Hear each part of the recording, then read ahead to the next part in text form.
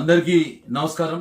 21 తారీఖు ఆగస్టు రోజున మహారాష్ట్రలోని సంభాజీనగర్ ప్రాంతంలో 18 ఏళ్ల యువకుడు ఒక ఐఫోన్ ఈఎంఐ కట్టాలనేటువంటి దాని మీద తండ్రితోని వాదోపవాదాలు చేసుకుంటూ కుటుంబ సభ్యులు ఇబ్బంది పెడుతూ డోంగర్ అనేటువంటి కొండల చివరి అంచున నిల్చుని నేను ప్రాణం తీసుకుంటాననేటువంటి దాని మీద తల్లిదండ్రులను భయభ్రాంతులకు గురి చేసినటువంటి సంఘటన.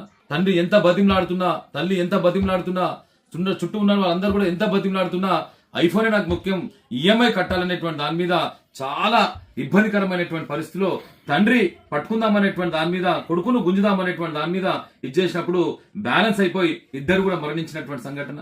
అది చూసి చలించినటువంటి తల్లి వెంటనే మరణించినటువంటి పరిస్థితి. 250 అడుగులు లోతున్నటువంటి కొండల్లో ఈ రకంగా చూస్తుంటే మనిషి ఐఫోన్ తయారు చేసిండు, డబ్బును కూడా మనిషి తయారు చేసిండు. వస్తువులను ప్రేమించేటువంటి దౌర్భాగ్యమైన పరిస్థితి యువత లోపల రావడం అనేది చాలా బాధాకరమైన విషయం. యువత మేల్కోవాలి. మనకు ఐఫోన్లు కాదు, ఇది కాదు, మన లక్ష్యం ఏంది, మనం ఎక్కడ పోవాలనేటువంటి దాని మీద ఆలోచన చేసుకోవాల్సిన పరిస్థితి. అది ఎంత విషాదకరమైన సంఘటన.